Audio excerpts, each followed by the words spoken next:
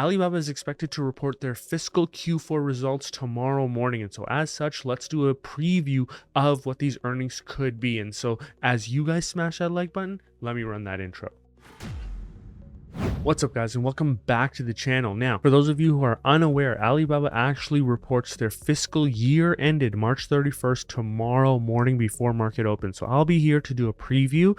But of course, guys, just an FYI, if you want to listen in on the conference call, etc., you can get access to it right on their website. Just go into their investor relations and look for the latest press release. It has been an interesting time for Alibaba. Notice that the shares did run up to around $120 per share, and then they just crashed down back into the 80s, came back up again, and then crashed down again. And you know, the decline to me has been very interesting since the company reopened, and there's just been a flood of very positive news. I mean, the geopolitical overhang remains there, and it's something that I have spoken about in previous videos. And you know, there are global slowdown risks, like global economic slowdown risks at all.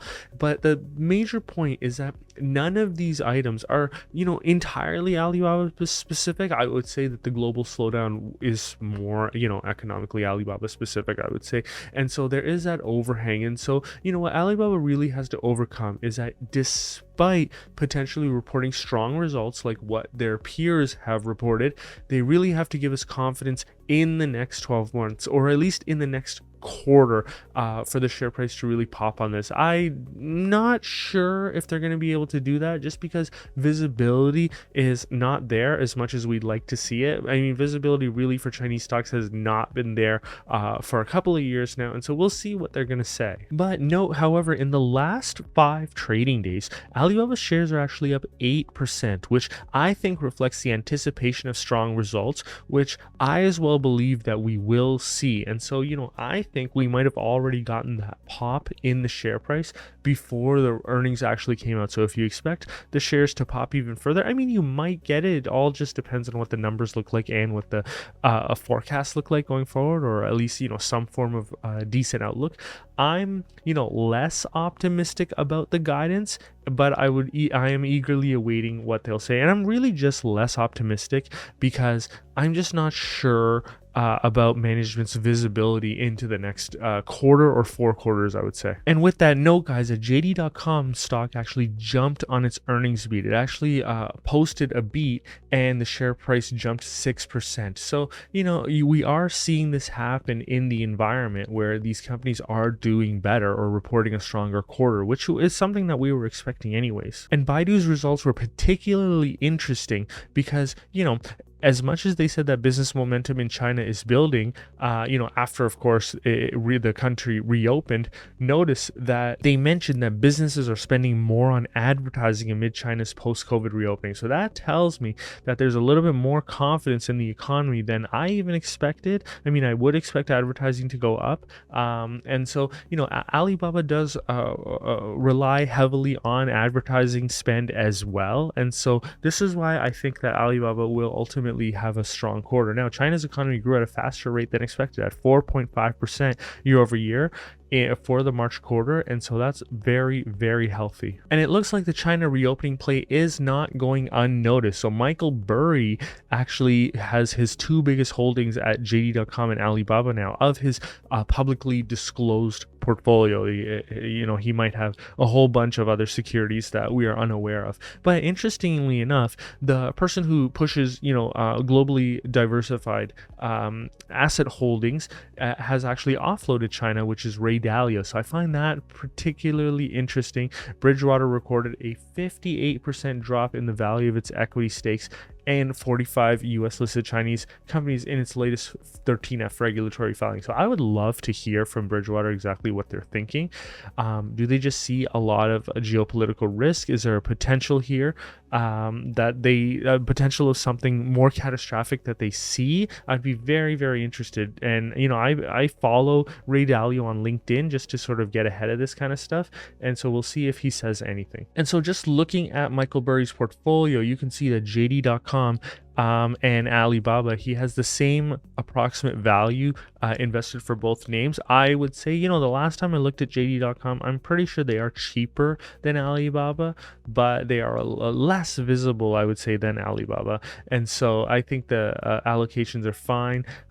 What is interesting is I actually circled the New York Community Bancorp, and the reason why I circled this one is because I actually reviewed New York Community Bancorp specifically, like in detail, when I was building that comps tracker, which everyone has access to at the higher tier of the Patreon. There's 63 banks that I compare against each other and give them all a score. And originally I was trying to figure out why New York Community Bancorp was so cheap, and then I dug more into it and I decided that it's not for me, but it's very interesting that this is his fourth largest publicly disclosed holding. And so what I'll do, I'm going to make a special video for the Patreons where I'll describe the New York Community Bancorp. Actually, I'll just release it on the regular channel. I think it's interesting that this is the one he went with. Now, it's not the only bank he has. It looks like, just a quick glance, it looks like he's got Wells Fargo, he's got First Republic, Huntington as well. So, he's gone in on a few. And so, it'll be interesting to take a look at some more of these. I don't think, PacWest as well. Yeah, he's in quite a few of the risky ones. I think he's just looking for bounce plays. We'll see. Now, turning the focus back on Alibaba, you guys may recall from the Q3 earnings transcript, Daniel Zhang, Alibaba's CEO, said, with the lifting of COVID-related measures at the end of the peak wave, everything is now quickly getting back on track. And against this backdrop, their businesses are showing positive trends. And so that's kind of what we're expecting. I actually expect cloud to do very well in the quarter as well, and here's why. Notice he says digital transformation across different industries and sectors has accelerated significantly. So can we see cloud do a 25% quarter? I think we can, and so we'll see what happens. And just FYI, the estimated GDP growth for China in 2023 is expected to be 5.2%. And part of that is you're just going to have a very accommodative, I think, accommodative government in the country to help the country achieve that level of growth. Now, I can't be completely positive going into the results. I don't want you guys to get too optimistic. Look, the economy is recovering. However, although reopening is a catalyst, don't get too optimistic, guys. There are issues that still remain in the country. And what am I talking about? Well, I've said it over and over again on the channel, but I'll let the analysts point it out. So Nomura analysts pointed to shrinking exports and weakness in the property sector holding back recovery. And so, the current issues that have existed since even last year and the year before, they still exist. That property market is challenging. I do believe that they can fix it or get past it. I don't think it's going to cause a massive economic shock, but a slowing global economic environment is challenging. Now, what did Goldman have to say? They said, we expect China's growth momentum to improve further in coming months, driven mainly by ongoing consumption recovery and still accommodative macro policy. So they're essentially telling you that, consumption is going to remain strong and the government will be accommodative in their policies. However, there's only so much that the government can do if you're an export-based country and globally everything is slowing down. So just, guys, take the recovery with a grain of salt, and always diversify appropriately. Even Michael Burry is not all in on China. So just keep that in mind. And I showed this chart in the last video. Exports were up in Q1, but notice the growth decline in April. It's still positive, but it is slowing. So I'm going to be keeping an eye on this as global growth is expected to slow. So we'll see how this plays out. Now, guys, here's the Alibaba model, which you can get from the tracker, and it's available to everyone at that lower tier of the Patreon. And I do a lot of good work with the modeling of these companies, and effectively people who are on the lower tier of the Patreon, that's just buying me like a couple of coffees just to say thank you for the work. But essentially what's happening here is, you guys know the story. The years of 30, 40, even 20% revenue increases is and has come to an end. I do expect the full fiscal year for 2023 to be negative just by 2.1%, nothing crazy, and I think that they will actually outperform this with the results, but I remain somewhat pessimistic in the results.